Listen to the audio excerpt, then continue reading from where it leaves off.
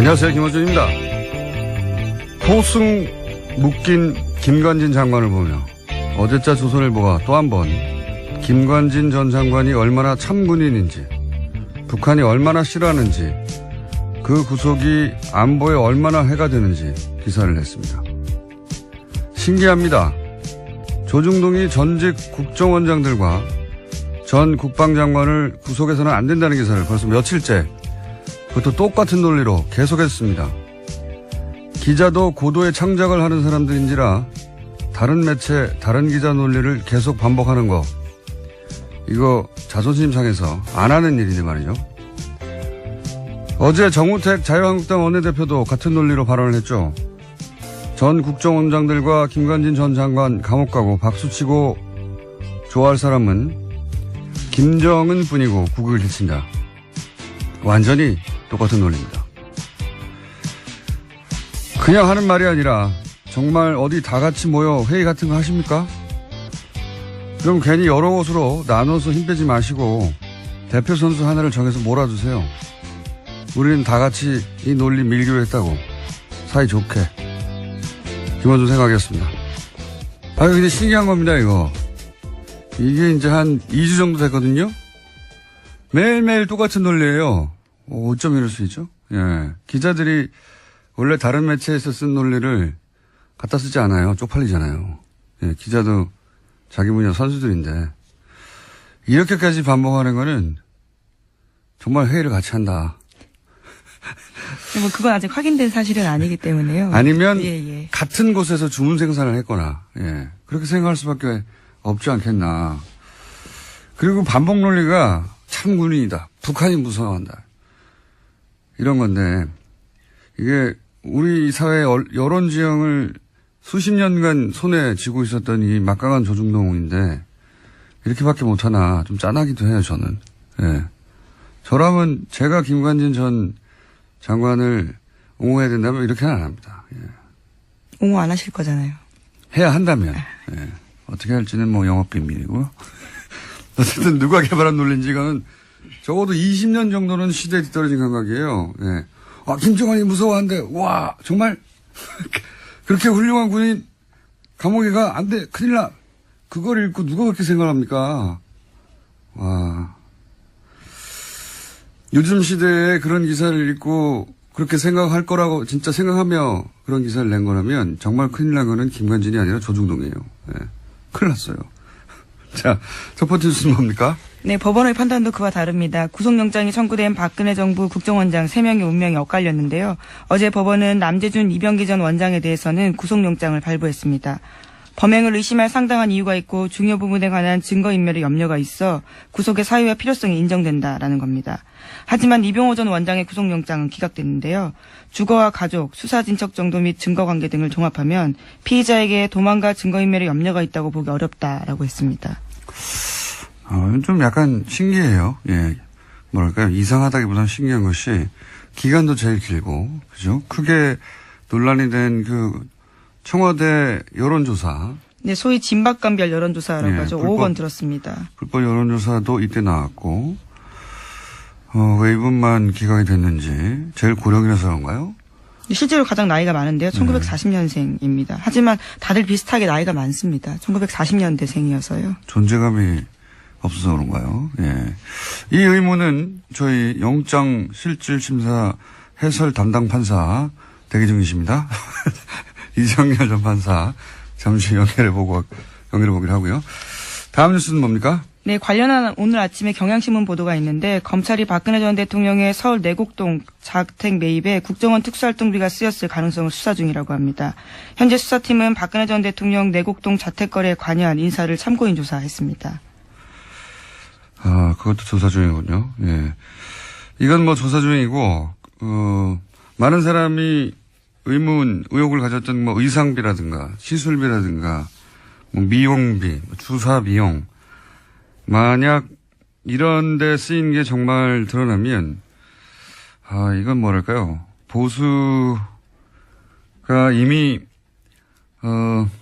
땅바닥까지 가라앉았는데, 이게 지하로, 예, 제어로 들어갈 사안인데. 그렇죠. 국가 안보와 관련되어 있는 활동비였는데요. 그것을 아주 네. 사사롭게 사용했다. 간첩 잡으라는 돈으로 머리를 올린 거잖아요. 예. 네, 이미 검찰에선 사적으로 사용했다라는 부분들은 밝혔습니다. 구체적 그러니까요. 용처를 밝히지 않았을 뿐인데요. 검찰은 뭔가 잡고 있는 건데, 예. 아마 이제 그것도 곧 드러나겠죠. 자, 다음 뉴스는 뭡니까? 네, 뿐만 아니라 관련된 이야기가 또 있습니다. 자유한국당 최경환 의원이 박근혜 정부 국정원의 특수활동비 1억 원을 받은 정황이 나왔습니다. 이것은 당사자의 증언들이 있는 건데요. 이현수 전 국정원 기조실장이 진술한 바입니다. 또 구체적인 증빙 자료도 냈다라고 하는데 검찰은 이런 정황을 토대로 해서 이병기 당시 국정원장에게도 이 사실을 확인했습니다. 이 전 원장 역시 특수활동비에서 1억 원을 전달해야 한다는 요청을 받고 이를 승인했다라고 진술했다고 하는데요. 당시에 최경환 의원은 경제부총리 겸 기획재정부 장관을 맡고 있었습니다. 그렇군요. 최경환 의원은 뭐 그런 적 없다고 부인하고 있고요. 예, 심지어 CBS 보도를 보면요. 사실이라면 동대구역에서 할복자살하겠다라는 이야기까지 했다고 합니다. 그런 얘기 잘 합니다, 원래. 그래놓고 할복한 사람 하나도 없어요. 권영애 전 국정원장, 예. 예, 안기부장. 안기부 시절에 예, 그렇죠. 예. 그분이 20여 년 전에 할복이라고 언론은 보도했지만 예. 연필 깎는 칼로 살짝 표피만 긁은 적이 있습니다. 그걸 할복한 분은 아무도 없고요. 어쨌든 부인하고 있는 상황이고요. 근데 이제 계좌 추적이 필요 없다고 하니까 예. 물증은 확실한 것 같습니다만 당사자는 부인하고 있습니다. 다음 뉴스는요. 네, 또 다스와 관련된 보도도 있습니다. 어제 JTBC가 한 내용인데요. 다스의 비자금과 관련해서 이명박 전 대통령이 개입한 정황이 구체적으로 나왔습니다. 2008년 초에 당선인 신분이었던 이명박 전 대통령이 손수, 비자금 수습 문제를 지시했다라는 건데요. 관계자의 증언이 나온 겁니다. 관련해서 회의를 같이 한 인사인데요. 이명박 당시 대통령 당선인이 친형 이상은 다스 회장의 아들 이동현 씨와 다스 간부 A씨를 만났다라고 합니다. 이 자리에서 특검팀에서 찾는 비자금 얘기가 나왔다라고 A씨가 증언을 한 건데요. 이명박 전 대통령이 야 그럼 네가 가서 좀 해봐 잘해봐 이런 식으로 지시했다라고 합니다. 관련해서 이제 특검이 그 비자금을 덮으라고 얘기했다. 이 보도도 나왔죠. 네, 그 A씨의 연속한 증언인데요. 다스 계좌로 입금하고 확인서를 제출하라고 특검에서 120억 원과 관련돼서 이야기했다라는 말을 들었다라는 겁니다. 하지만 당시에 특검팀에서는요. 그 비자금이 누구의 것인지 더 이상 추적하지 않고 수사 결과 발표에도 일체 포함시키지 않았다라고 합니다. 아, 이거 굉장히 중요한 뉴스입니다. 예, JTBC가 또 한 걸음이 아니라 한 두세 걸음 정도 나간 보도라고 보는데 물론 그 시작은 뉴스공장입니다. 네. 시사인과 함께했습니다. 네, 밝혀놓고 이게 굉장히 중요한 의미가 있는 것이 뭐 비자금을 찾았다 특검이 당시에 하는 보도는 이미 오래전에 나왔죠.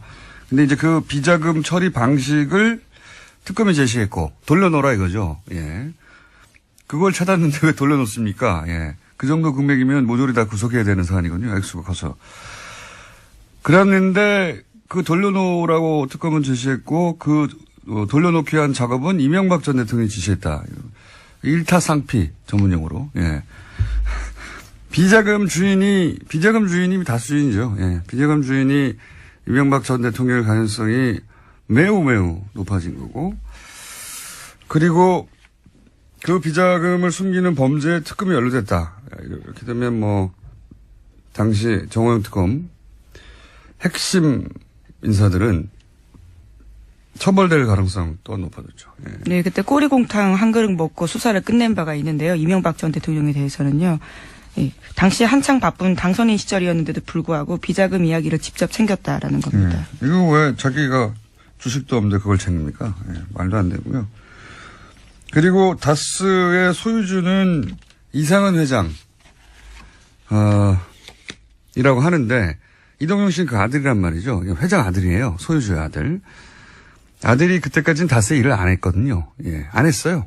전혀. 그러다가 주식이 하나도 없는 이제 이명박 전 대통령이 다스에 가서 일하라고 그때 얘기를 한 겁니다. 그때부터 일을 한 것이고, 이게 말이 안 되는 게 말이죠. 이 재벌들의 재산 분쟁은 더 살벌해요. 무슨 롯데 왕자인아이나 예전 현대 왕자인아이나 삼성 이건희 회장하고 이맹희 회장하고 싸운 거 보세요. 예.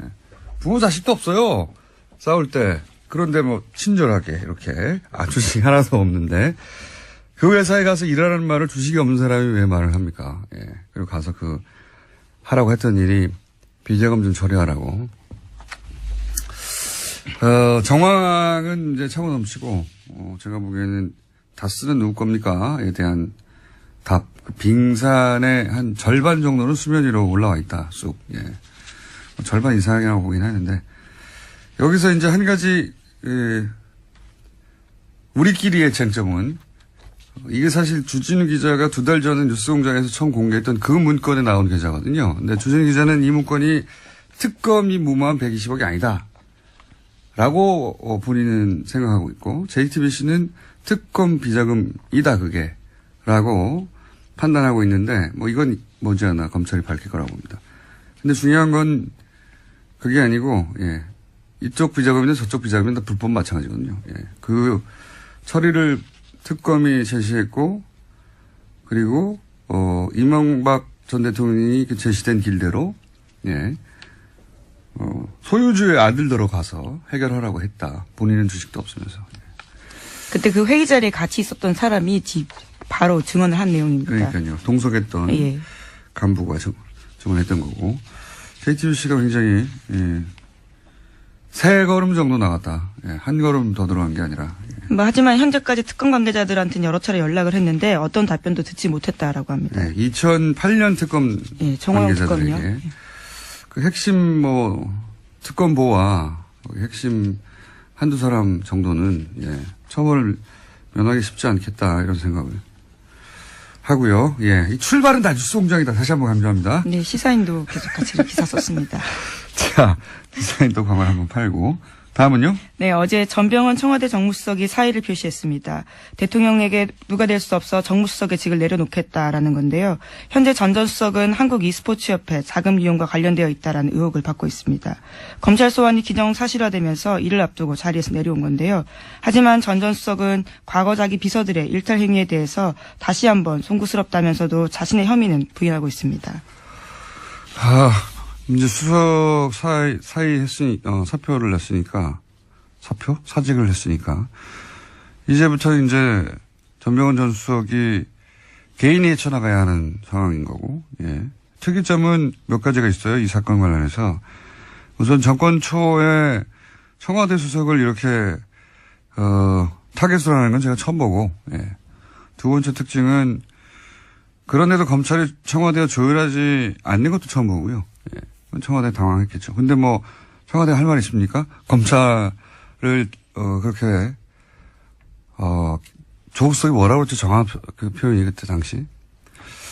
조국 수석이 임명될 당시 기자들이 질문을 했지 않습니까?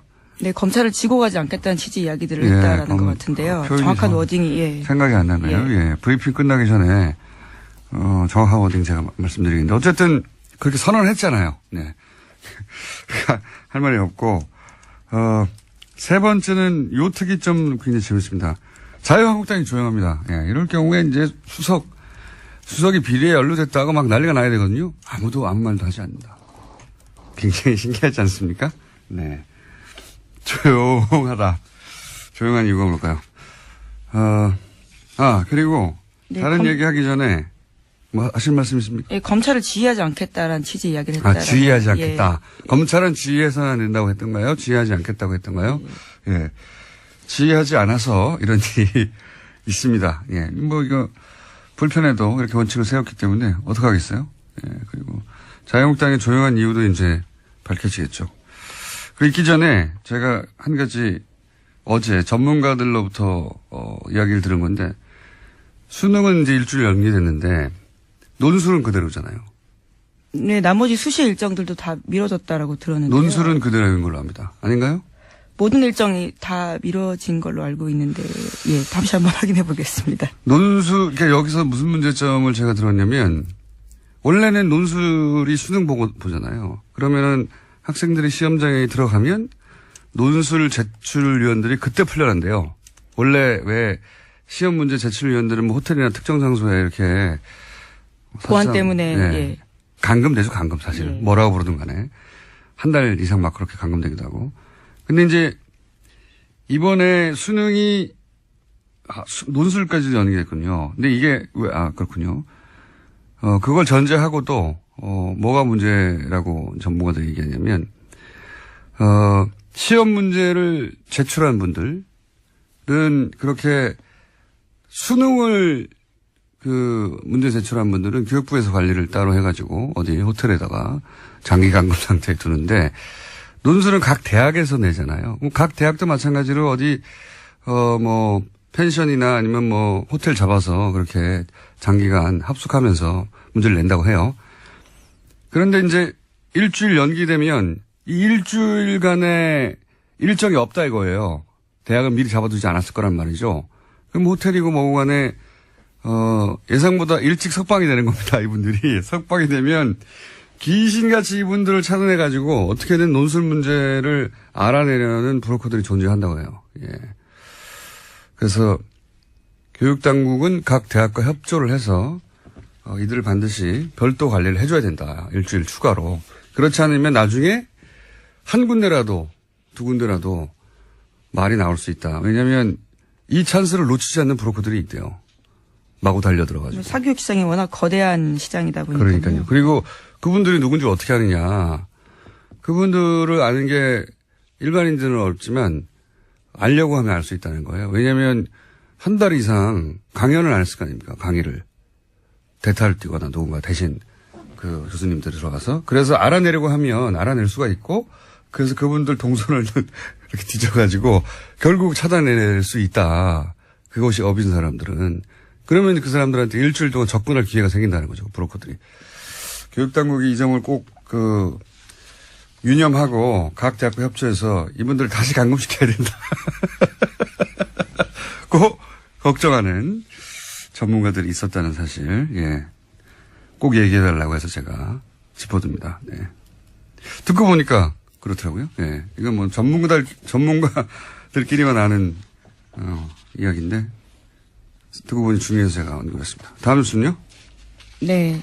시간이 얼마 없는 것 같은데 그냥 원래대로 쭉 갈까요? 국민의당 안철수 대표가 어제 합리적 진보와 개혁적 보수 중심의 빅텐트론을 언급했습니다. 바른정당과의 연대 통합의 의지를 다시 한번 내비친 건데요.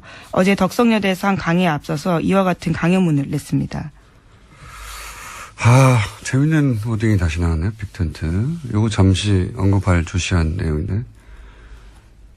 오늘 시간이 별로 없으니 짧게 하면 이거 원래는 제3지대, 지난 대선 때 반기문 꽃가마 시나리오죠, 이게. 예.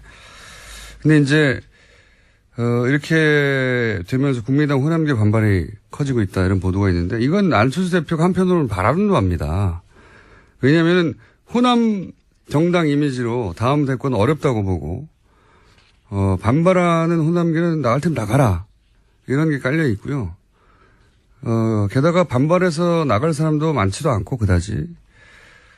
이제 안 대표의 생각을 추정해보자면 제가 또 그 과정에서 어느 정도 탈호남도 된다.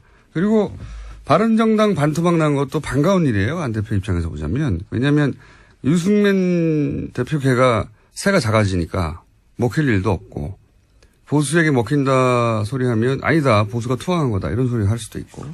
그러면서 또 영호남 화합, 중도 보수 그리고 나중에는 자유한국당에서 이제 차기 대권 주자가 약하다. 그러면 이탈자 규합해서 등치를 키우고 차기를 노리자. 뭐 이런 구상인 거죠. 예. 유승민 대표의 구상도 이제 얘기할 거리가 있고 또 홍준표 대표의 구상도 얘기할 거리가 있는데 그건 뭐 오늘은 시간이 좀 부족하니까 다음 시간에 얘기하죠. 하여튼 그런 구상인 것 같습니다. 그 구상대로 되겠느냐 하는 거는 별개의 얘기인데 구상은 그런 것 같습니다. 그런 뉴스고요. 끝내야 하니까. 예, 세월호 관련된 소식만 좀 전해드리겠습니다. 네. 세월호 미수습자 가족들이 어제 목포신항에서 기자회견을 열고요. 3년 7개월 만에 세월호 곁을 떠나겠다라고 밝혔습니다.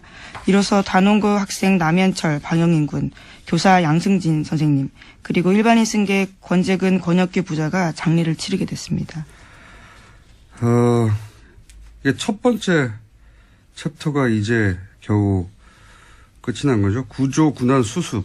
이게 이제 끝난 겁니다. 사실은. 그럼에도 불구하고 5명 미수습자는 영원히 돌아오지 않게 된 거고. 두 번째 챕터는 2기 특조위가 열렸죠. 예. 그때, 의문, 의혹, 책임자, 아무리 오래 걸려도 철저히 조사해서 밝혀내야 하겠죠. 2기 특조위 국면이 되면 뉴스공장도 함께, 그동안 밝혀지지 않은 것들이 뭐가 있는지 함께 가겠습니다. 네. 여기까지 하고요. 시사인의 김은지였습니다. 감사합니다. 바로 이어서, 네. 영장 해설 담당 이정열 전 판사님 연결돼 있습니다. 판사님? 네, 안녕하십니까. 요즘 어디 계시죠? 요즘 그 구로 디지털 단지역에 그 3번 출구로 나오시면, 예, 거기에 저희 법무법인 도관이라고 저희 회사가 있습니다. 네. 거기에서 근무하고 있습니다. 네, 거기서 이제 보통은 변호사라고 근무하실 줄 아는데 사무장으로 계십니다. 좋습니다. 네. 판사님인데 변호사가 되지 못하셨죠. 왜냐하면 이명박 전 대통령 시절에 이명박 전 대통령을 조롱하는 트윗을 리트윗했다가 본인이 쓴 게 아닌데 악연이 있습니다. 이명박 전 대통령과. 예, 뭐 주의 깊게 보고 있습니다. 네. 주의 깊게. 자, 엘리트만 한다고 하는 영장 판사를 직접 하신 경력이 있는 전 판사님 이병호 전 국정원장만 기각이 됐는데 왜 이렇게 된 건가요? 일단 그냥 표면적으로 보자면 이런 경우에 보통 그 영장 전담 판사들이나 뭐 본안 사건도 마찬가지인데 본 재판도 마찬가지인데 여러 명의 피고인이 있거나 피의자가 있으면 그 사람들 사이에 비교를 하는 습성들이 있어요. 아하. 그러니까 이제 누가 더 중하고 누가 더 가볍고 원래 이게 만약에 한 사람만 했으면 그 사람만 놓고 할 텐데 상대적으로 이제 비교를 하는 그런 습성들이 있고 아마 그거는 검찰도 마찬가지일 겁니다. 그러니까 그렇군요. 그러니까 국정원장들이 지금 서로 가족도 아닌데. 예, 그렇죠. 예, 뭐 혐의들이 비슷하고 하니까 엄밀하게 말하면 이들은 공범은 아니에요. 그러니까 혐의 내용이 비슷하기는 한데 각각 재직 기간이 다르기 때문에 각각 똑같은 범죄를 저지른 거 아닙니까? 거의 비슷한. 예, 그렇긴 한데 서로 간에 공모를 하는 거는 뭐 인수인계는 했을지언정 재직 기간이 다르니까 범죄 사실 자체에서는 공모관계가 성립되지는 않을 거예요. 근데 이제 검찰도 그렇지만 이런 경우에 그러면은 실제 돈을 전달한 사람이라든가 뭐 밑에 국정원장 바로 밑에 급들이 있지 않습니까? 이 사람들에 대해서는 영장이 청구가 안 된 거는 검찰에서도 이제 비교를 하는 거죠. 누가 더 중하냐. 예, 그러니까 이제 이런 판사 앞에 왔을 때는 이 세 사람만 왔으니까 이 세 사람 사이에서 또 비교를 했을 가능성이 상당히 높습니다. 그 세 사람 사이에서 이제 비교를 했는데 한 사람 정도는 기각되지 않겠냐라고 하는 그런 생각을 했을 것 같아요. 그게 이제 영장 판사를 직접 해보신 경험상 그럴 개연성이 높다는 거고, 그리고 실제 구체적으로 내용으로 들어가서도 그렇게 기각에 영향을 미칠 만한 어떤 점이 있나요? 일단은 일단 세 사람을 비교를 했을 가능성이 있다고 하니까 그런 차원에서 말씀드리자면, 가장 큰 차이는 지금 이병호 전 원장 같은 경우에는 일종의 자백을 했죠.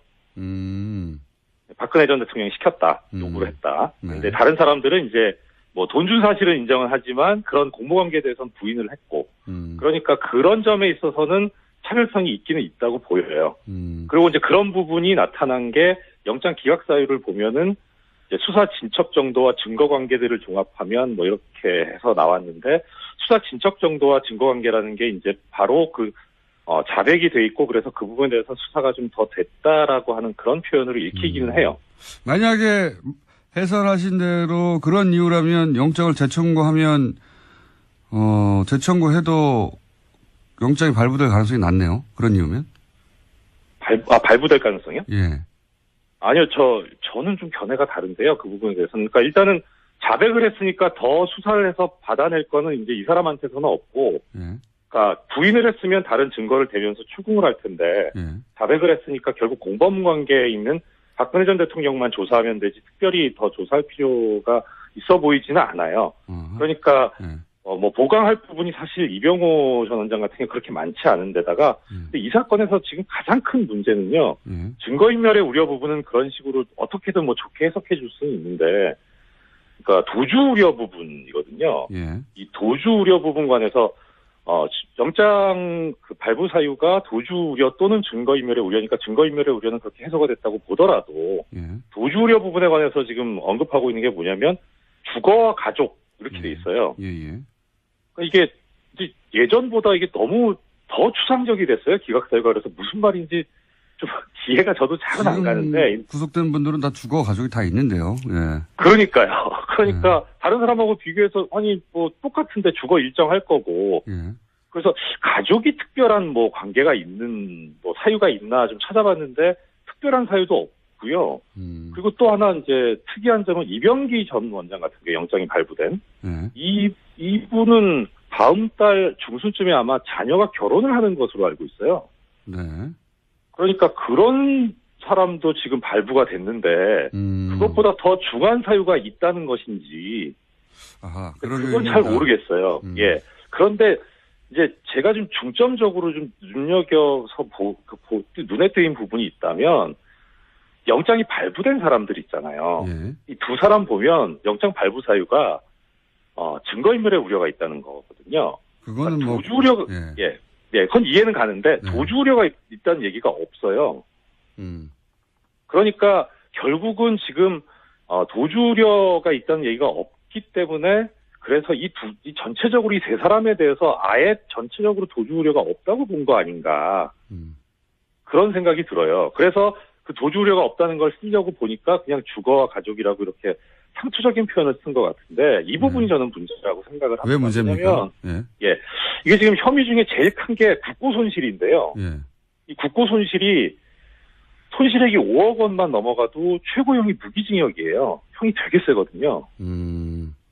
그러니까 특히 이병호 전 원장 같은 경우 자백까지 해버렸으니까 예. 최고 무기징역까지 가능한데 이게 그러면은 당연히 실형 선고가 예상되는 그런 범죄라서 아하. 도주 우려가 있다고 봐야 될 거거든요. 중형이 예상될 경우에도 구속의 사유가 되니까요. 아하. 그러니까요. 그런데 이제 기각사유에는 이제 중형이 예상되지 않으면 이렇게 쓸 수는 없으니까.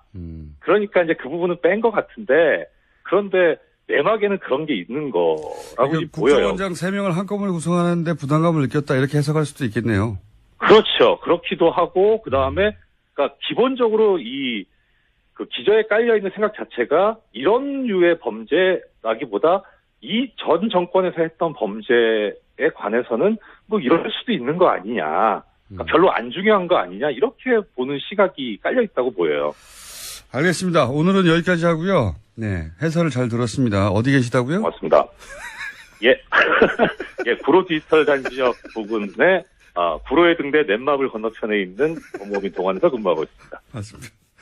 네, 감사합니다. 고맙습니다. 예, 네. 고맙습니다. 이정렬 전 판사였습니다. 기업 마사회도 정유라를 지원하려고 했다 하는 녹취록을 저희가 민주당 김현권 의원과 함께 공개한 적이 있습니다. 오늘은 김현권 의원 그리고 당시 녹취록의 장본인 박재홍 전 마사회 감독을 저희가 스튜디오에 직접 모셨습니다. 박 감독님은 마사회 감독 그리고 국가대표 셨고 국가대표 감독도 하셨고 무엇보다 중요한 것은 정유라를 독일에 가서 직접 코치하는 과정에서 문제가 아주 많다는 걸 깨닫고 귀국했던 장본인입니다. 김현권 의원님 안녕하십니까? 예, 안녕하십니까? 안 건드리는 분야가 점점 없어지고 있습니다. 농협도 하시고. 자, 박 감독님 인터뷰는 처음 하시는 거죠? 직접. 그렇습니다. 예, 언론 인터뷰 처음 하시는 건데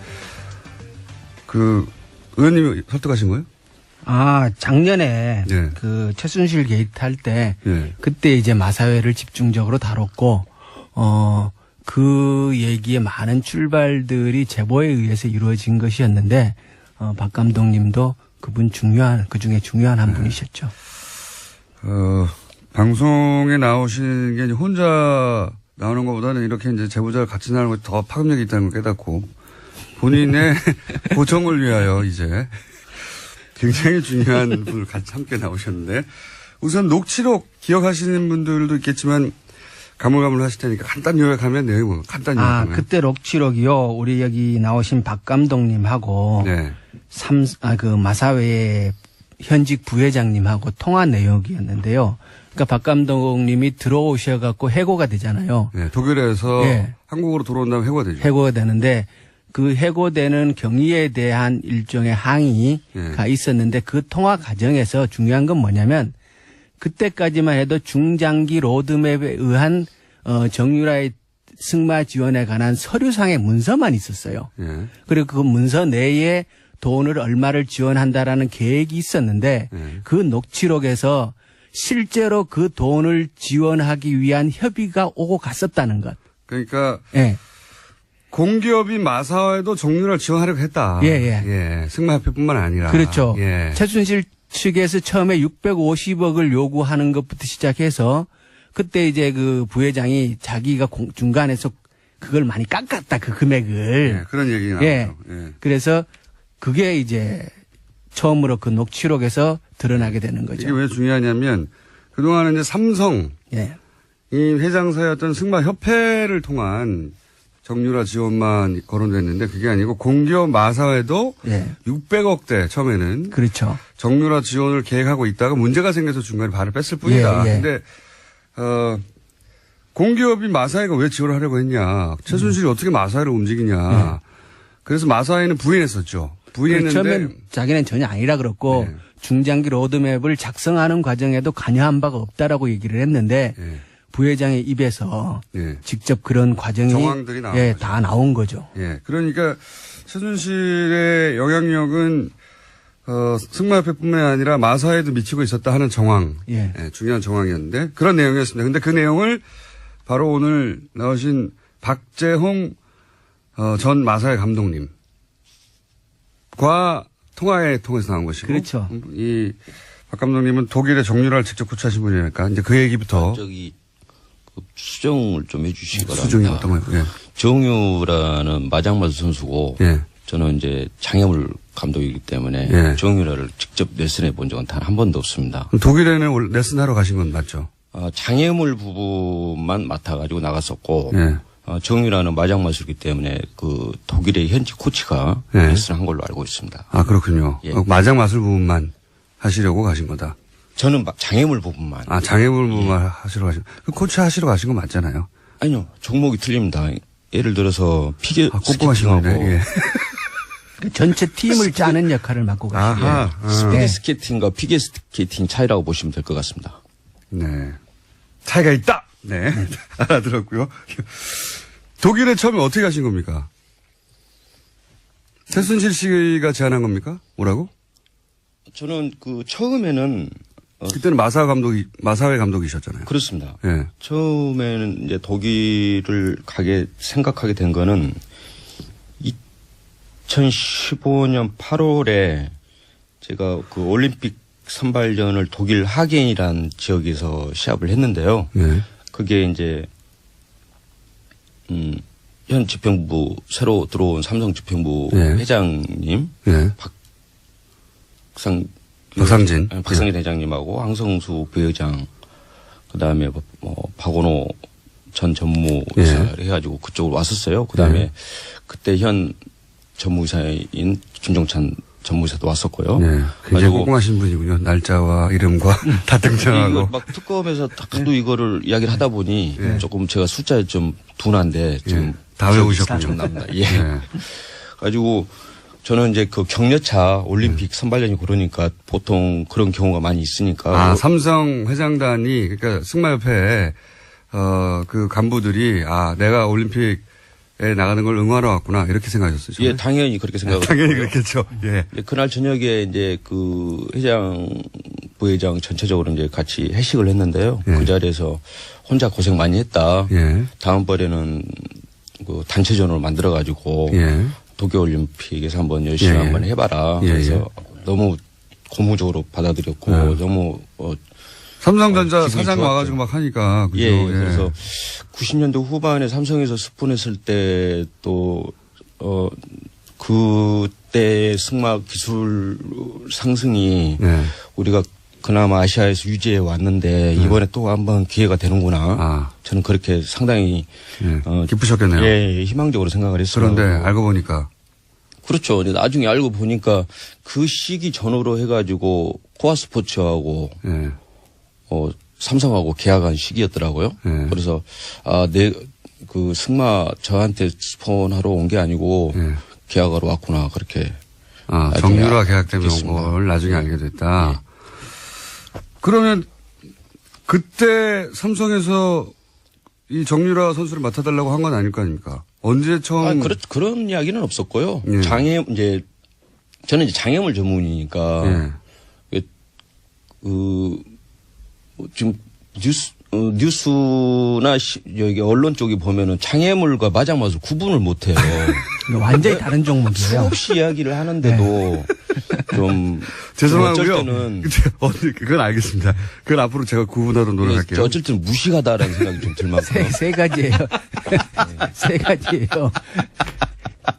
장애물. 아니, 그러니까. 다시 한번 말씀드리지만 장애물, 마장맛을. 피겨 스케이팅하고 그다음에 스피드 종합. 스케이팅. 예. 네. 알겠는데요. 최순실 씨 제안으로 독일에 가신 겁니까?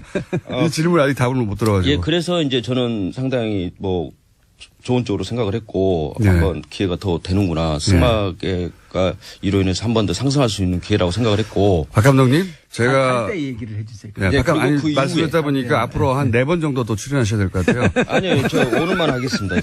저는 생각보다 바빠요.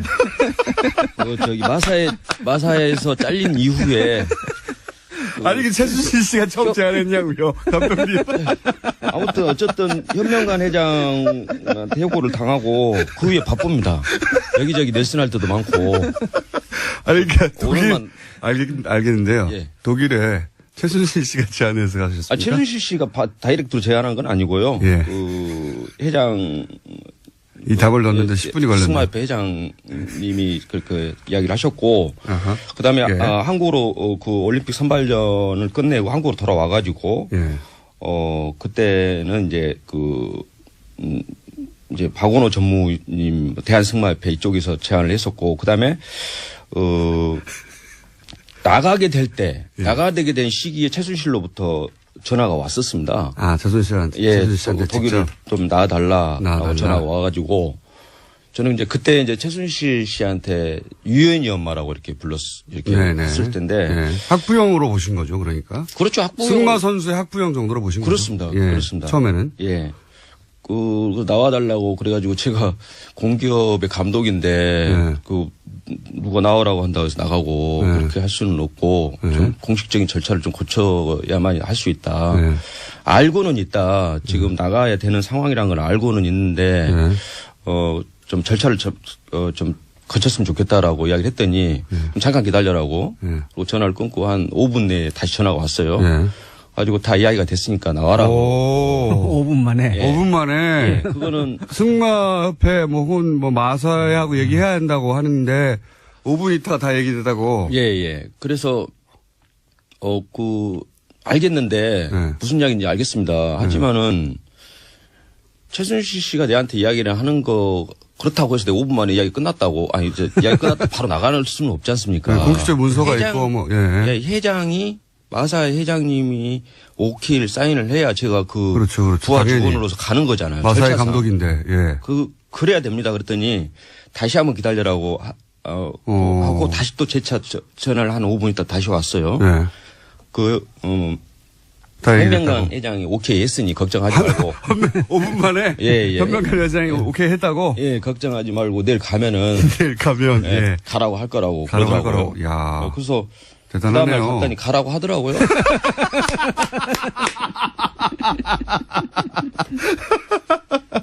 그래서 저는 이제 그러고 이제 나갔고요. 예. 그래서 나갔고요. 예, 나가 그러니까 최순실 씨가 오라고 했는데 내가 마사회 감독으로 그렇게 금방 되는 게 아니다 그랬더니 5분만 기다리라고 했더니 전화 두 통으로 딱 끝났어요? 예. 대단하네요. 그 전에 이제 서류적으로는 대한승마협회하고 마사회하고는 왔다 갔다 했습니다. 공문으로 네. 나를 파견해달라. 감독님 5분밖에 안 남았어요. 이 얘기 정말. 이 이야기 조금밖에 안 났습니까? 감독님 앞으로 사회 예정돼 있고요. 그리고 아니. 저는 오늘만 이렇게 묻어봅니다. 출연료도 얼마 안 된 것 같고. 자, 이제 예. 아직 독일 가지도 못했어요. 독일 간 그래요? 이야기가 핵심인데, 독일 간 이야기 하지도 못했습니다. 자, 독일을 가셨습니다. 처음에. 예. 그때는 이렇게 생각하셨겠네요. 이 학부형인데 좀 힘이 좀 세구나. 예. 좀, 감사하게 생각했죠. 그렇죠. 예. 감사하게 생각하셨고. 근데 독일을 딱 가셨습니다. 가셨을 때 느낀 건 뭡니까? 맨 처음에는. 그때 말도 없고 선수도 없다고 얘기한 걸로 제가 인터뷰에서. 물론이죠. 이제 제가 이제 가가지고 준비 단장이라고 이제 공문으로는 준비 단장으로 나갔으니까 가 준비를 제가 좀 해야 되니까 선수들도 오는 거 준비하고 말도 좀 준비하고 그 부분은 제가 이제 해야 될 부분이라고 생각했기 때문에 가셨는데. 예, 갔는데 말도 좀 보고 다니고 말차도 보고 다니고 그랬어요. 말차. 예, 구입해달라고 하고 그랬는데 전혀 안 되는 거예요. 진행이 안 됐어요? 예, 진행이 전혀 안 됐고 저 같은 경우에 또 말 자체를 분덴스 챔피언십에서 2등한 말을 제가 어렵게 그 선수 그 친구인 승마 선수 친구인 올림픽 금메달 메달이 한 7, 8개 갖고 있는 친구와 말인데 그쪽을 연결을 해가지고 좀 잡아놨어요 말을. 금방 삼성에서 하니 좀 기다려라. 금방 살 테니까 다른 데 팔지 말라. 근데 그게 한 3개월 정도 미뤄질 정도로. 진행이 안 됐어요. 예, 진행이 안 됐고 그것 때문에 이제 되게 이제 최순실하고도 직접 통화를 했었고 박원호 씨하고도 이제 중간 역할이 이제 박원호 씨다 보니 박원호 선배님하고도 이제 되게 서로 소원할 만큼 그다음에 좀 다투기도 많이 하고. 승마협회 전무. 예. 전 전무죠, 전 전무. 예. 당신은 전무. 예. 예. 당시 전무 아니었으면 그 전 전무였습니다. 네, 죄송하고요. 진짜 네. 궁금하시네. 정확하게 좀 해줬습니다. 네, 정확하게 하도록 하겠습니다. 그러면 할 얘기 굉장히 많은데 아직 진도가 안 나가지고 지금 하신 얘기 중에 최순실 씨 처음에는 이게 이런 높은 사람들을 잘 아는 힘 있는 학부형이구나. 뭐 전화 한 통으로 다 되네. 이렇게 생각하셨다가 혹시 그 생각이 바뀌게 되는 계기나 이건 무슨 이상한데 이렇게 생각이 바뀌신 거는 어떤 일을 통해서입니까? 저는 이제 이제 약간 소문이라고 하면은 좀 소문이라고 말하기는 싫은데 사실은 이제 그 전에 좀 최순실 씨가 상당히 실권이 있다라는 이야기는 간혹 들었었습니다. 저 사람 뒤에 실세다와. 예, 실세다. 그래서 뭐 청와대 실세다. 예, 뭐 저는 이런 거. 그래봤자 예. 아주머니가 뭐 보기에도 별로 힘도 없게 보이고 별로 그런 쪽으로 생각을 크게 안 했죠. 예, 다만 최순실 씨가 딸이 승마 선수 생활을 하면서 우리 승마계에 만약에 본인 어떤 뭐 삼성이라든가 무슨 다른 스포츠 가져온다면 고맙다. 저는 상당히 고마운 쪽으로 생각을 했었죠. 그렇게 생각할 수 있죠. 예, 그렇게 했었는데 그냥 좋은 쪽으로만 생각을 했습니다. 처음에는 좋은 관계였고요. 예. 그런데 이제 독일 가가지고 처음에 이제 말을 구입하려고 하니까 말도 안 사고. 그다음에 선수가 있어야 레슨을 하고 뭐 올림픽을 지금 선수도 없고 말도 없는 뭘 하겠습니까? 그래서 선수 보내달라고 하면 이 선수는 안 된다. 저 선수는 뭐 된다. 그거 된다고 그래가지고 그러면 너 전화해가지고 우리 선수 한 명 이름은 그걸 않겠습니다. 아주 돌아라고 하니까 표까지 끊었어요. 표까지 끊었는데. 예, 끊었는데 다시 우리한테 전화 와가지고 박원호 선배한테 전화 와가지고 그 선수는 안 된다. 왜 안 된답니까? 그래서 왜 안 되냐? 아니 그러니까 이유가 없다라는 거예요. 그러니까 이제 유추는 할 수는 있죠. 누군가가 이제 이 친구는 별로 마음에 안 들면 안 되고 저 친구 마음에 들면 오케이고 이런 식이었다라는 생각은 들더라고요. 사실 독일을 나가기 전에 선수는 다 뽑아놨었습니다. 이미 독일을 좀 같이 전지훈련할 친구들은 객관성이라고 합니까? 객관성을 좀 객관적으로 실력 있는 친구들은 그거를 하기 위해서 독일의 하벤마이스터라고 88 올림픽 때 금메달 단체전 땄던 그 친구를 불렀어요. 그 친구가 뽑고 제3자가 뽑고 저는 이제 살짝 관여를 했죠. 네, 당연히. 그러니까 이 친구에 대해서 뭐 설명해 주는 정도. 가지고 10명을 뽑았어요. 이미 뽑아놨는데. 근데 그 선수들이 제가 원하는 선수 그 10명 안에 있어야 되는데 아무도 안 다른 온다. 선수가 올라오고. 그래서 그것도 나중에는 제가 너무 답답해서 그러면은 좋다. 선수만 뽑아주고 말만 해준다라면은 그거 가지고도 내가 꾸려 나가겠다는 생각을 했어요. 당신들이 뽑아라 했는데도 선수가 안 뽑혀요? 예. 왜 안 뽑히는 겁니까? 나중에 알고 보니까 처음부터 뽑을 생각이 없었던 건가요? 이제 박원호 전무님 생각은 이제 느낌으로는 그랬던 것 같아요. 유연이가 이제 어리다 보니까 다 어떤 선수가 오는 거에 대해서 되게 예민하게 행동을 하는 것 같다. 정유라 선수가 싫어하냐 좋아하냐에 따라서 다 결정된 것이다. 그렇다고 생각을 해볼 수 있죠. 자, 저희는 이제 두 번째 질문 초입인데 시간이 다 돼가지고요. 아무래도 앞으로 몇 번 더 나오셔야 아닙니다. 되겠지만. 저는 정말 그럼 오늘 나오신 김에 저희가 3부 조금 한 10분 정도 쓸 테니까 3부 아니 저 예? 가셔야 돼요? 예. 저 오늘 저 법정 가야 됩니다. 저기 우리 저 의원님 계시는데 저기 박재홍 감독, 청문회 김영건 의원인데요. 저희가 어떻게 좀 해보겠습니다. 조만간. 아마 오늘 자, 3부에 조금만 더 하자는데 이렇게 잡기 어려운 분은 처음이었습니다. 네. 가신다고 하는 거를 현역 의원님이 붙잡고 보좌관님이 붙잡고 해서 간신히 10분 더 하기로 했습니다. 김현건 의원님 나와 계시고요. 그리고 박재홍 전 마사회 감독, 정유라 독일, 훈련을 직접 목격하신 분, 그리고 마사회 감독하시다가 최순실 씨 제안, 그리고 마사회 결정에 따라, 최순실 정유라를 독일에서, 목격하시고 여러 가지 현장들을 경험하신 분입니다. 자, 제가 2부에서 마지막 질문이 뭐였냐면, 처음에는 그냥 힘 있는 학부모구나. 예. 승마 선수 학부모구나. 라고 생각했던 최순실 씨가 독일 가서 이런 저런 일을 겪다 보니 그냥 일반 학부모가 아니다. 이거 심상치 않다라고 느끼신 경험이 있는지, 있다면 어떤 게 있는지. 감독님? 예. 박재홍 감독님. 예.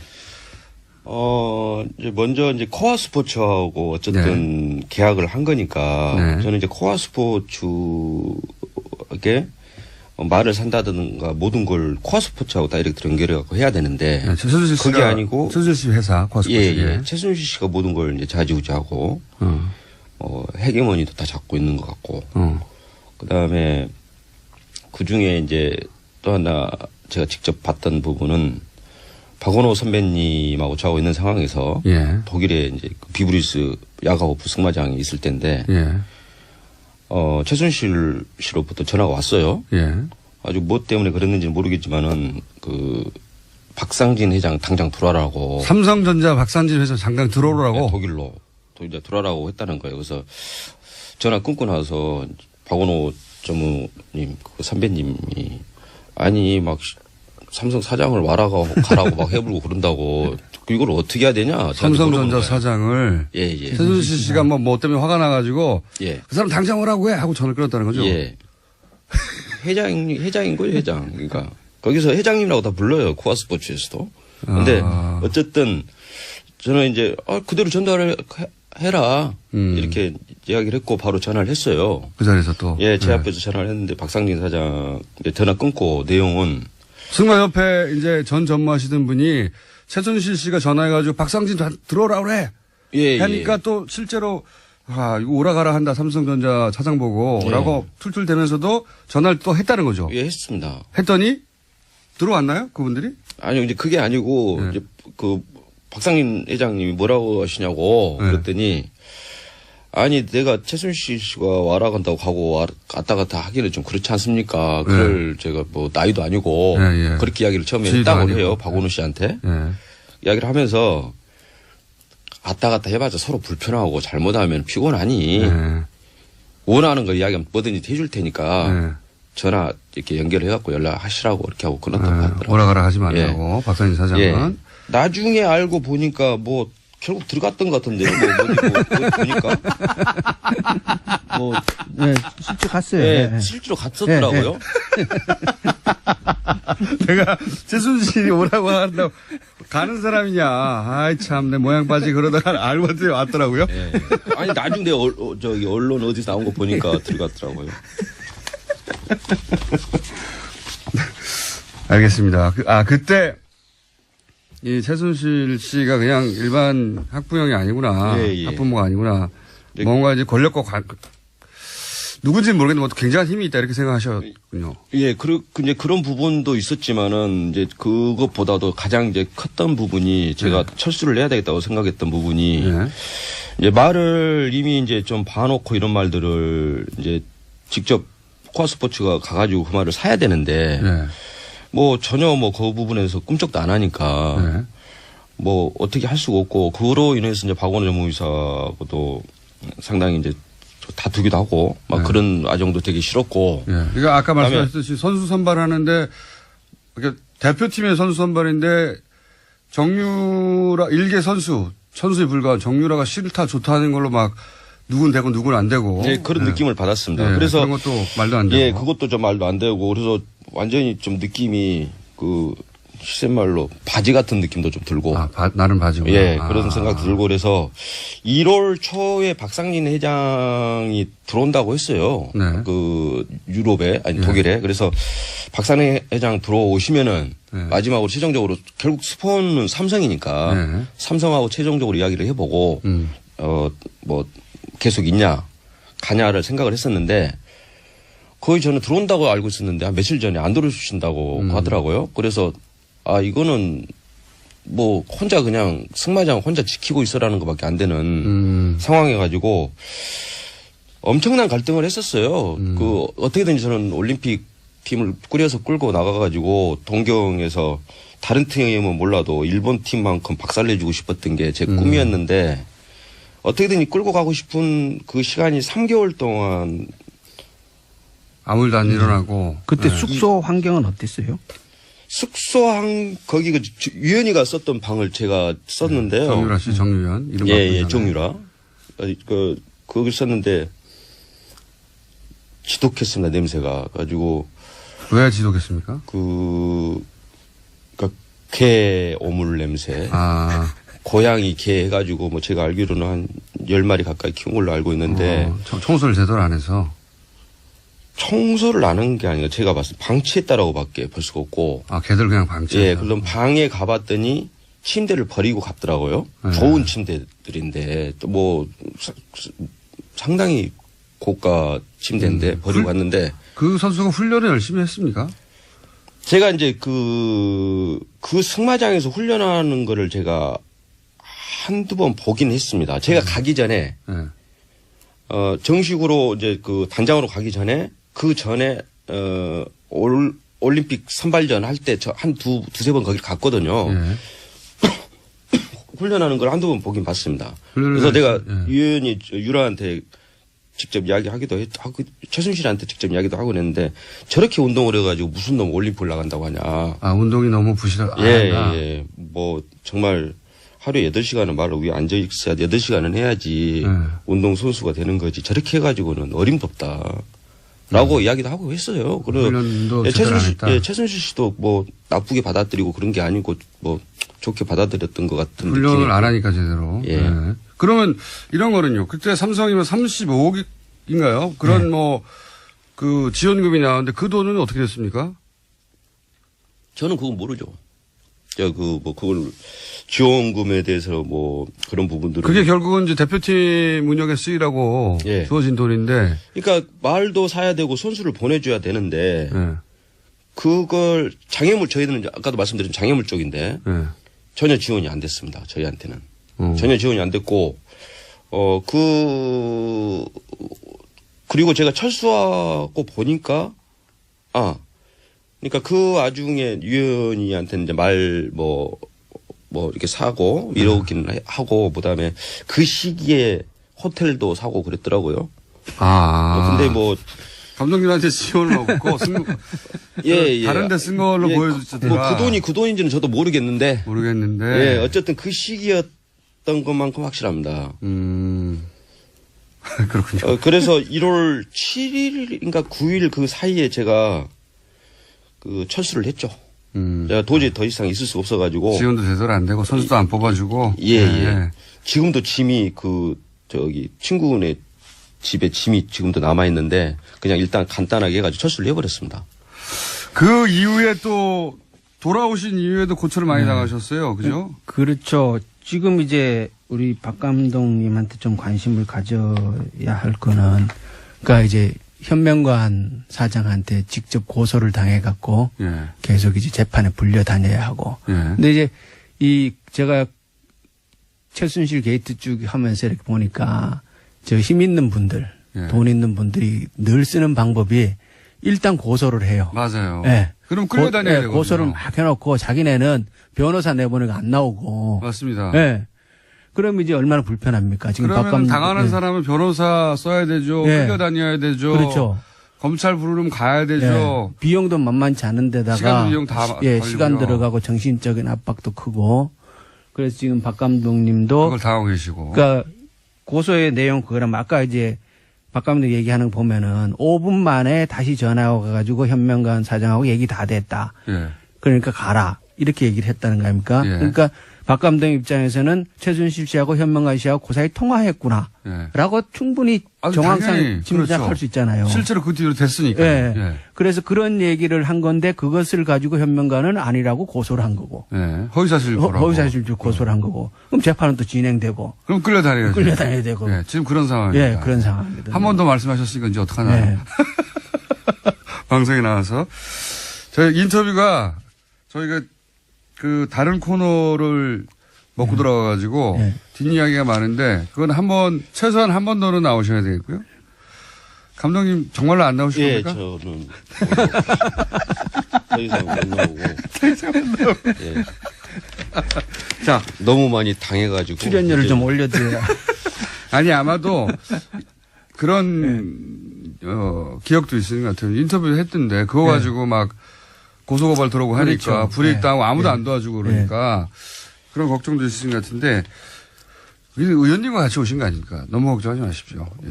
아, 저도 고소당했어요. 최순실 게이트 그 마사 이거 하다가 2건 고소당해가지고.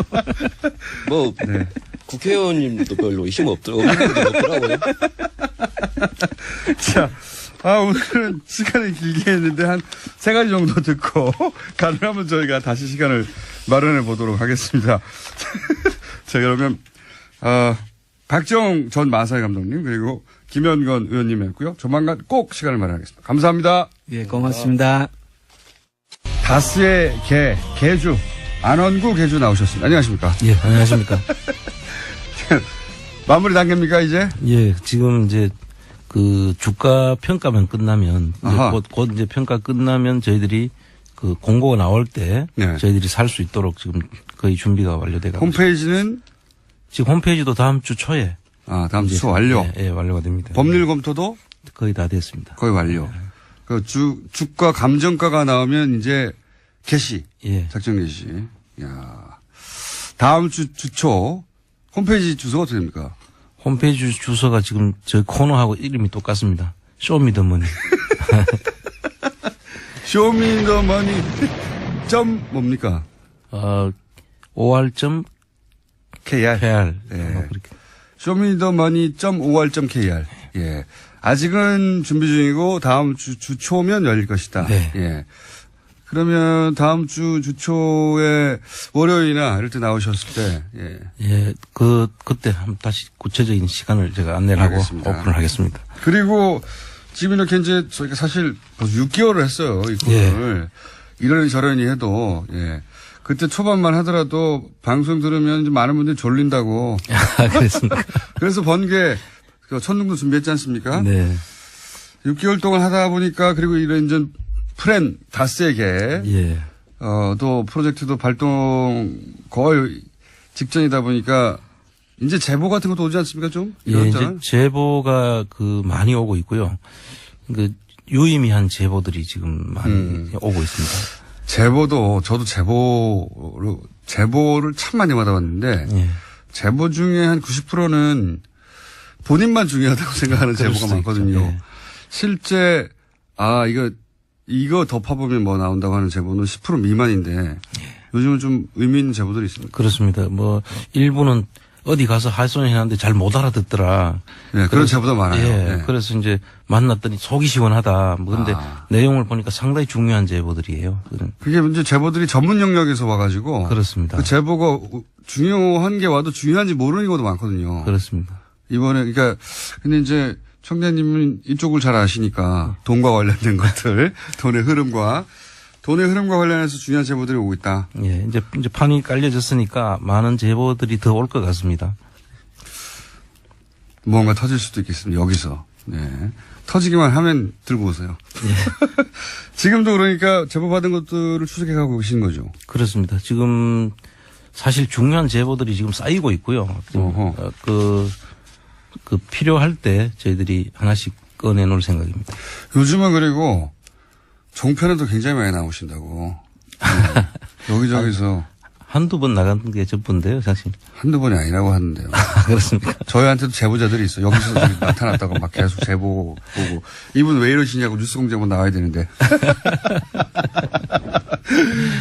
자, 프란 다스에게 곧 시작합니다.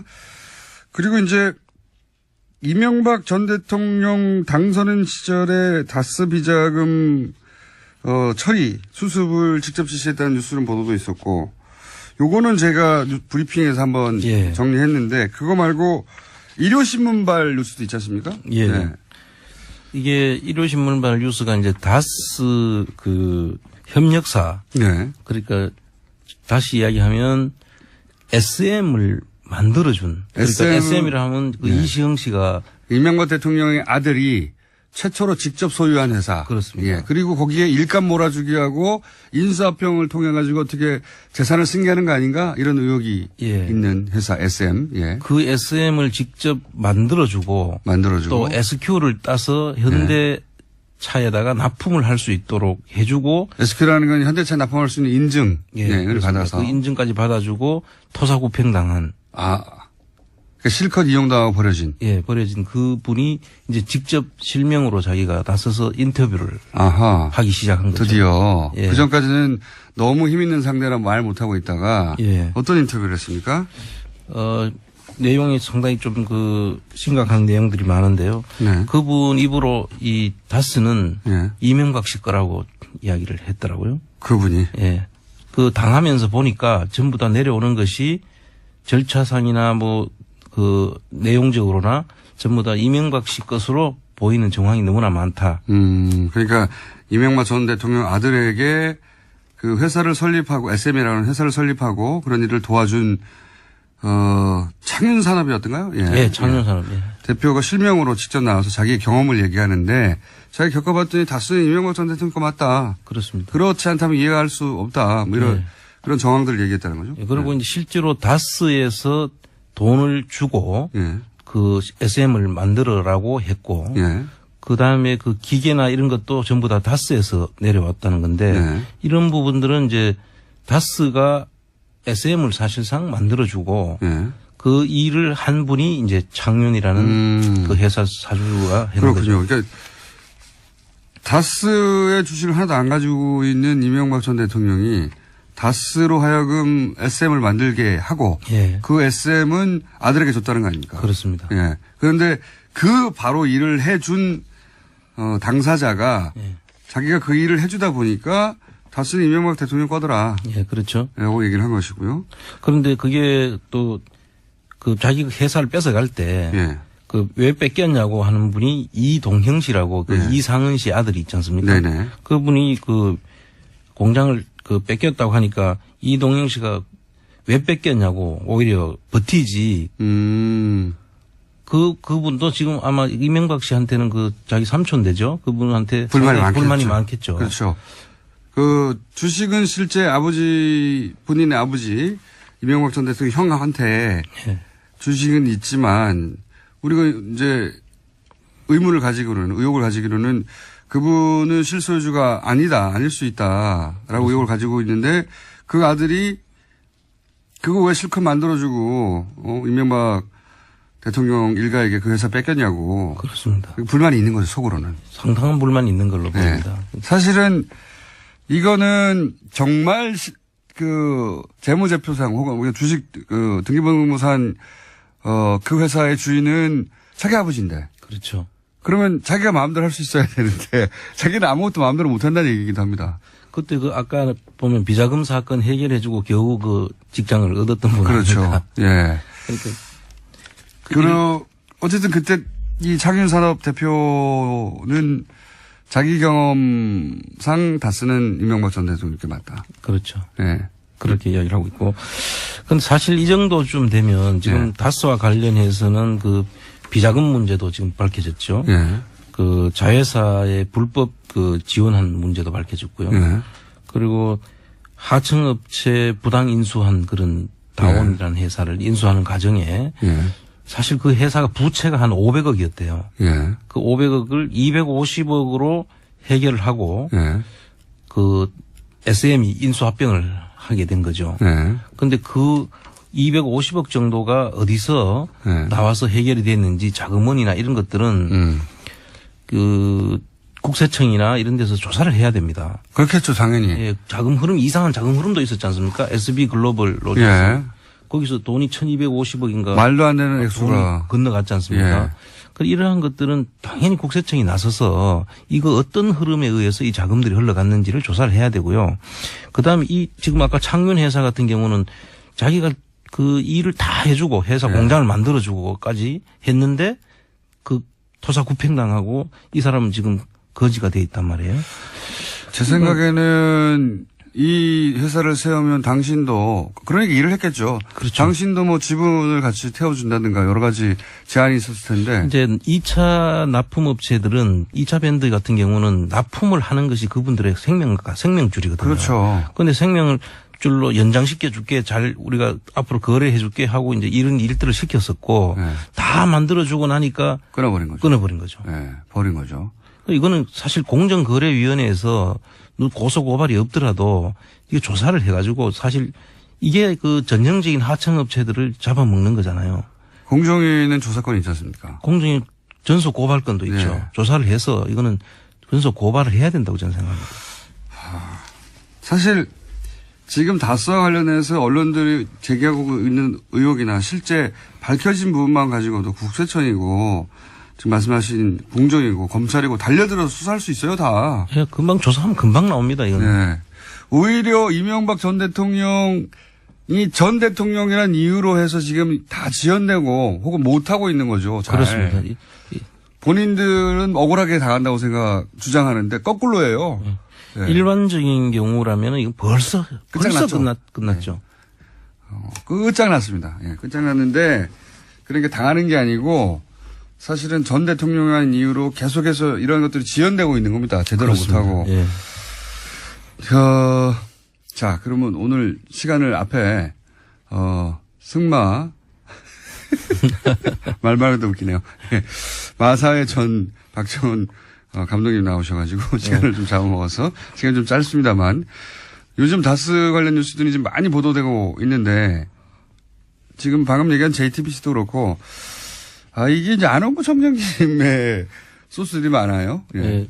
사실 저희들 그동안 계속 다스 이야기를 한 2달 넘게 해왔는데. 네. 주준희 기자하고 안원구 청장님 했던 얘기들 중에 예. 이제 그게 뿌리를 내리고 가지를 치고 해가지고 이제. 그죠? 예. 그래서 지금 상당히 고마운 게 이제 많은 기자들이 여기에 이제 지금 상당히 몰입이 돼 있고요. 예. 그래서 이분들이 많은 것들을 지금 밝혀내주고 있죠. 맞습니다. 너무 예. 고마운 일이고요. 계속 앞으로도 이제 이런 부분에 대해서 관심이 있는 부분이 있으면 제가 열심히 그 소스를 줄 겁니다. 그러면은 나오신 김에 이런 것들이 있으니 이런 것들을 같이 해보자라고 제안하실 만한 거 없습니까? 소위 이제 전문용어로 떡밥이라고 하는데. 예. 그 지금 사실 차명이나 그 숨겨진 것으로 보이는 그런 재산들이 좀 사명재산. 많은데, 예. 네. 그동안 언급이 안 됐던 것 중에 그 미래라는 회사가 또 있더라고요.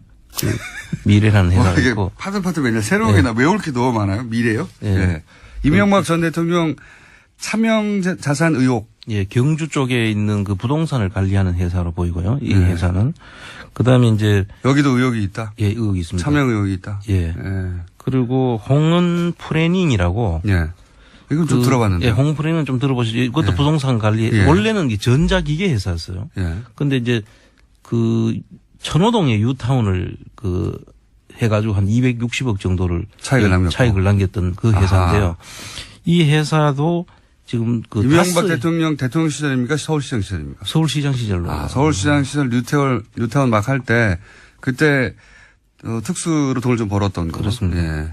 그래서 이 천호동 유타운 사업하고 또 지금은 그 거여동에 예. 거여동에도 또 땅이 있다는 지금 제보가 있었거든요. 근데 여기도 역시 차명관리회사 아니냐? 그렇습니다. 예, 그런 의혹을 가지고 계신 거고. 그다음에 은평 뉴타운 주변에도 네.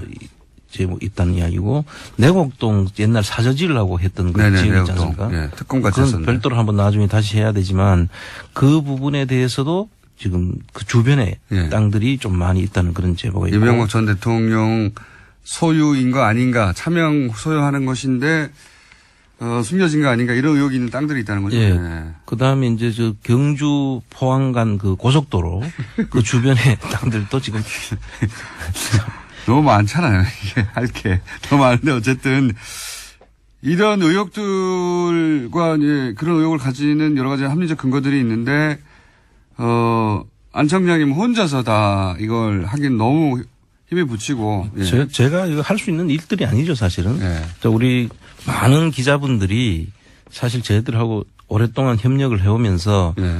서로 이제 그 정보를 주고받고 또 그분들이 발로 뛰고 그분들한테 이 시간을 빌어서 정말 감사하다는 말씀을 전하고 예. 싶습니다. 그런데 이제 많다 아직도 똑밥은. 그렇죠. 많다. 왜냐하면 사실은 청장님은 이 작업을 혼자서 몇 년간 하셨거든요. 꾸준히. 예. 이런 날이 올 줄 모르고. 이런 날이 올 줄 모르고 그냥 혼자 꾸준히 이런 작업을 하셔가지고 차곡차곡 쌓여져 있는 데이터가 있는 데다가 최근에는 그게 더 급속도로 불어나가고 있죠. 그렇습니다. 예. 더 큰 덩어리는 지금 해외 쪽인데요, 사실. 해외. 예. 해외 쪽도 다음에 저를 찾아오시면 우리 예. 기자분들하고 같이 좀 깊이 의논을 하고 싶습니다. 굉장히 깊이. 굉장히 바빠지시겠습니다. 저희가 처음 이 코너를 만들 때만 하더라도 너무 할 시간이 많으셨거든요. 너무 시간이 많으셔가지고 언제든지 만날 수 있는 분이었는데 이제는 쉽지 않습니다. 요 얘기도 나오고 있어요. 태강 실업 세무조사. 예. 요 사건이 바로 노무현 대통령의 죽음과도 연결되어 있고 사실은 안원구 청장님의 사회적 죽음과도 연결이 되어 있습니다. 이 사건 이후로 청장님은 감옥으로 1년 반 가셨고요. 가족도 굉장히 괴롭힘을 당하셨고 사모님도 이걸로 소송 당하셨죠? 예. 이후로. 이 일이 아니라 이 일 이후로 그죠? 그렇습니다. 몇 예. 건이나 소송을 당하셨습니까? 그 이제 하던 업체에 대한 세무조사를 했고요. 네. 그것도 아마 그 뭐 조세범 처벌법으로 네. 엮어서 아마 그 구속을 시키려고 했던 그런 정황이 보이죠. 그래서 실제로 못했지만 그러니까 그때 조사할 때 어떻게까지 했느냐 뭐 제가 그런 질문이요. 그 조사할 때 이제 상대 거래처까지 예. 세무조사를 나가는 것이 아니라 거래처에서 저를 사퇴시키라고 압박을 했죠. 그리고 국세청에서 그 거래처에 가가지고 제발 저를 좀 사퇴해주면 아하. 사퇴하게 하라고. 아, 그 거래처가 왜냐면 너 압박을 거래처를 너무 괴롭히니까 그렇죠. 거래처를 너무 괴롭히니까 그 사모님이 그걸로 가면 사모님한테 제발 가서 남편 좀 사퇴하라고 우리 죽겠다고. 그렇죠. 얼마나 괴롭혔으면. 네. 사모님도 관련해서 세무조사 엄청나게 받았는데 결국 아무것도 안 나왔다고 제가 들었는데. 네. 뭐 저 나중에 소송해서 많이 저희들이 이겼지만 예. 그때는 뭐 되는 거 안 되는 거 다 엮어가지고 예. 조사를 했더라고요. 그러니까요. 그렇게 사회적 죽음이었죠. 예. 그런데 그게 최근에 국세청이 위법한 행위를 했다고 예. 확인이 됐다. 예. 이게 저 태강실업 세무조사는 제가 이제 사실 직접 그 제 조사에 하라고 했다가 결국은 투입이 안 되는 그런 조사인데요. 이걸로 인해서 노 대통령께서 돌아가시게 된 그런 조사인데 이 조사를 처음에 제가 이야기했을 때 저를 전부 거짓말하고 있다고. 그렇죠. 제가 다 그 거짓말해서 만들어낸 이야기라고 그렇게까지 했었죠. 예. 저는 근데 그때 안 그랬습니다. 그랬습니까? 저는 취재했었습니다. 그런데 이제 국세청 그 지금 현재 그 TF 팀에서 지금 예. 밝혀진 거에 따르면 그때 감옥에 가셔서 모르겠지만 제가 사모님하고 그때 취재를 했었어요. 예. 예. 저는 믿는다고. 그래서 이 내용을 보니까 이제 세무조사 도중에 고발을 했더라고요. 검찰로. 국세청에서 대체로 세무조사 결과에 의해 가지고 조세 범칙 조사로 돌아가고 검찰에 고발하고 이런 수준이 되거든요. 그런데 이건 이미 검찰에 고발하는 거를 전제로 해놓고 이 순서가. 조사를 시작한 거죠. 자, 시간이 다 돼가지고요. 요 얘기는 그러니까 결국은 청와대가 하명해서 한상률 전 국세청장이 태각을 타겟팅하여 그렇습니다. 표적 세무조사를 하였고 여기 이 과정의 위법 행위가 이제 확인이 됐다. 예, 결과가 나오면 다시 한번 제가 상세하게 이 정리를 예. 좀 해야 될 것 같아요. 그래서 아마도 한상률 전 국세청장, 예. 안한구 청장님을 깊은 수렁에 10년간 빠뜨린 그 당사자가 거꾸로 수사를 받을 수 있게 됐습니다. 자, 오늘 여러 가지 얘기했는데 시간이 부족해가지고 급하게 여러 가지 좀 얘기했는데 가장 중요한 건 다음 주 초면 프란다스의 개가 열린다. 네. 여기까지 하겠습니다. 지금까지 프란다스의 개 개주, 안한구 개주였습니다. 감사합니다. 예, 감사합니다. 무식한 김어준. 마사회는 입담으로 뽑습니까? 네. 기타 등등 출연료를 올리고 고정을 요청합니다. 이런 문자도 많았습니다. 저도 여러 게스트를 모셨지만 이분처럼 단호하게 출연을 다시 재출연을 거절하는 분은 처음 만났습니다. 자, 그 외에 아빠 친구가 아니군요. 친구 아빠가 논술위원인데 강금 일주일 연장됐다고 정보를 보내오셨네요. 네. 그리고 대학 직원인데 저희 학교 역시 감금 일주일 더 연장됐다고 이런 것도 있는데 아닐 수도 있습니다. 그러니까 교육부는 전부 다 논술 문제 제출위원들 다 일주일 감금 연장 됐나 확인해 보시기 바랍니다. 여기까지 하겠습니다. 막 칼럼니스트 나오셨습니다. 안녕하십니까? 안녕하세요. 이 막 칼럼니스트 너무 길고요. 예. 뭔가 하나 명칭 만들죠 이제. 저 적당한 게 없더라고요. 저도 칼럼- 그러고 싶어요. 물론 뭐 정확한 예. 이제 이 꼼꼼한 분들이 본인을 규정하는 직업명을 정할 때 정확하게 해야 한다는 생각에 그죠? 이런 걸 하는데 제가 이거 만든 이름은 아닌데. 아, 그래요? 네. 그 경향신문 기자가 한 20년 전에 저한테 붙여준 이름인데 진짜 싫어요. 이 이름이. 근데 뭐 딴 게 대체될 게 없어요. 마칼럼니스트 말고 예. 음식 평론가로도 부르죠 요즘은 좀 그죠? 음식평론, 뭐, 그렇게 합니다. 근데 네. 그 전에도 음식평론가라는 이름이 있었거든요. 네. 그런데 제가 하는 일하고는 좀 또 달라요. 그렇죠. 그 음식을 평론한다는 게 조금 이상하잖아요. 그거는 오히려 미슐린 가이드에 그 점수 주는 사람들이 하는 일인 것 같고 그렇죠. 사실 전방이 음식뿐만 아니라 음식 뒤에 문화까지 전반적으로 이렇게 예, 그러니까. 뭐 하나 만드셔야 되겠는데 제가 다음 시간까지 만들어 놓을게요. 고맙습니다. 어처구니 없는 걸로. 오늘 주제는 뭡니까? 아니 그리고 참. 예. 집단지성이 있죠. 네. 황교익 마칼럼니스트 말고 적당한 호칭. 네.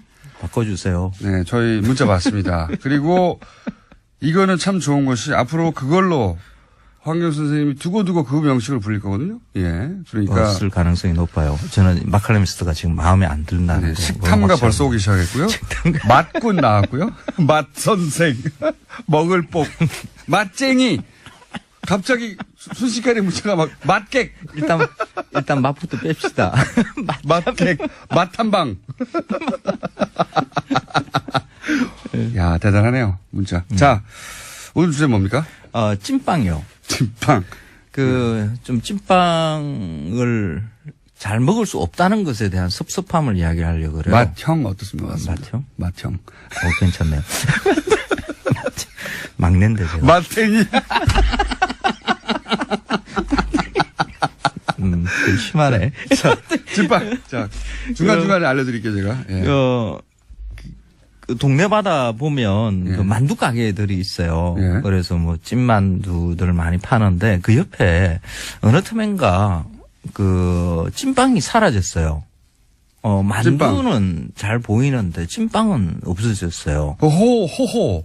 호호 찐빵. 그 편의점이나 이런 데 가면 이제 좀 막 시작했을 것 같아요. 둥그런 찐빵 이렇게 해가지고. 그 안에 이제 찜통에다가. 찐빵하고 뭐 근데 그거는 이제 뭐 공장에서 만들어서 나오는 거고 그냥 가게에서 이렇게 만드는 찐빵 있잖아요. 그 큰 모양의 그런 찐빵이 요즘에 만두집에서도 없어지고 있는 게 그게 많이 섭섭하더라고요. 찐빵이라는 이름으로 불리다 보니까 그게 네. 빵이라고 생각해서 뭐 제과점에서 파는 것 뭐 이렇게들 여길 수도 있겠다 싶은데 이 찐빵은 그 이름이 잘못 붙은 거거든요, 사실. 그래요? 네. 그 만두거든요.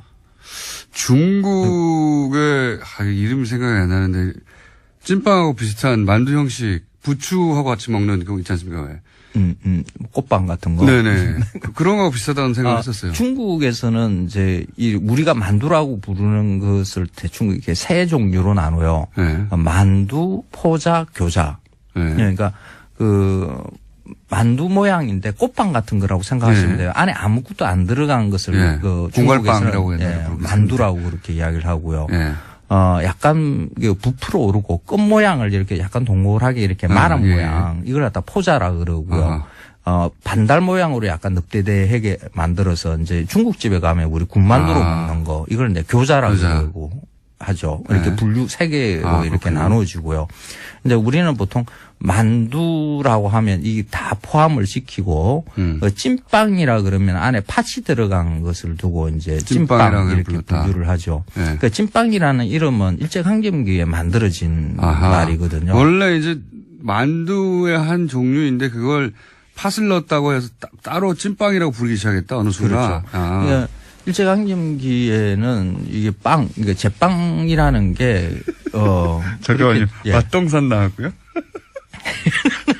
맛세이. 좀 심하시네. 맛상마카도 나왔습니다. 제가 이야기하려는 거 잊어버렸어요. 일제강점기에. 빵은 굉장히 귀한 음식이었고요. 가격도 비쌌죠. 그래서 빵을 먹을 수 있는 계층은 그렇게 뭐 많지 못했고요. 그러니까 그래서 돈이 오히려 있는 사람들이나 먹을 수 있었던 거죠. 그래서 오히려 이름에다 빵을 붙여버린 건가요? 그렇죠. 그래서 고급스러우라고. 팥이 들어간 그리고 이제 일제강점기에 만들어지는 단팥빵하고 그 안에 팥소가 들어가는 건 이제 비슷하니까 이거 구운 것은 아니지만 단팥빵하고 비슷하다는 이런 생각으로 찐빵이라는 이런 말을 만들어낸 거죠. 호빵은 그럼 어떻게 된 겁니까? 호빵. 호빵은 그 제빵 회사가 만들어낸 이름이다. 상품명이라고 이렇게 봐야 호빵이 더 되겠죠. 좋아요, 근데요. 호빵이라는 이름도 괜찮기는 하고. 제록스 같은 거하고 비슷하군요. 그런데 네. 이거는 브랜드가 그 이름이 그렇죠. 되어버린 계열로 보자 그러면 만두라고 볼 수가 있다. 안에 팥이 들어갔을 뿐이다. 팥만두다. 그렇죠. 팥만두인 거죠. 근데 이 찐빵이라는 이름이 그 조선 시대에서는 좀 또 다르게 불려요. 상화라는 이름으로 불리거든요. 그런 찐빵 같은 그 빵이 있긴 있었군요. 네, 그때. 있었어요. 네. 근데 그때 조선에서는 이제 그 밀이 흔하지 않으니까 네. 메밀가루를 가지고 팥소 모양을 만들어서 이제 팥소를 안에 이렇게 넣어서 만든 그 지금으로 보자면 메밀찐빵이라고 부르는 게 적합하겠네요. 그런 것을 두고 혀왕 맞습니다. 혀왕. 참. 주방 삼촌 어때? 주방 삼촌. 좀 좋은 거 붙여주세요. 상화라는 이름으로 기록이 돼 있는 게 있어요. 상화. 네. 그 고려 시대의 그 고려 가요 중에 쌍화점이라는 게 있잖아요. 쌍화점에 갔더니 회아비가 내 손을 잡더이다 뭐 이러면서 나오는 그 고려 가요의 쌍화점의 쌍화가 이게 진짜 쌍화거든요. 항상 놀라는 것은 예. 그리고 참 이게 3D 직종이라고 생각하는 것은 호빵 얘기하다가 고려가요도 뒤져봐야 된다는 게 이게 보통 일이 아니거든요. 근데 사람들이 물어볼 수도 있고. 네. 그렇죠. 그리고 또 개인적인 호기심도 있고 시작하면 멈출 수가 없는 거 아닙니까? 그렇죠. 끝을 봐야 되는 계속 거니까. 이렇게 왜 우리가 어떻게 보면 팥만두라고 할 수 있는 것을 이렇게 그 찐빵이라고 했는가? 그리고 그 찐빵이 옛날에 우리가 부르던 이름이 있었을 텐데 이 음식이 그 중국에서 영향을 많이 받기는 했지만은 그렇게 중국뿐만은 아니다. 우리 옛날의 것도 있었을 것이다. 있었을 것이니까 뭐 찾다 보면 그렇죠. 그 흔적이, 고소도 뒤져보기도 그렇죠. 하고. 예. 근데 그 흔적이 상화라는 그 이름의 흔적이 그 제주도에 남아 있어요. 예. 그 제주도 가면 네. 그 보리빵이라고 이렇게 사 드시는 빵이 있을 거예요. 보리 가루를 반죽해서 부풀려서 그 안에 이제 팥소를 넣는 것인데 네. 이걸 빵이라고 부르지만은 그 제주 분들은 오래전부터 이것을 상해라고 불렀거든요. 상해. 그 상해는 상화의 다른 말이라고 할 수가 있습니다. 그래서 죄송합니다. 예. 혀르가 지금 나왔고요. 혀설자 나왔습니다. 혀와 해설자 합쳐가지고 혀설자. 이분들이 진짜 갑자기 몇백 개.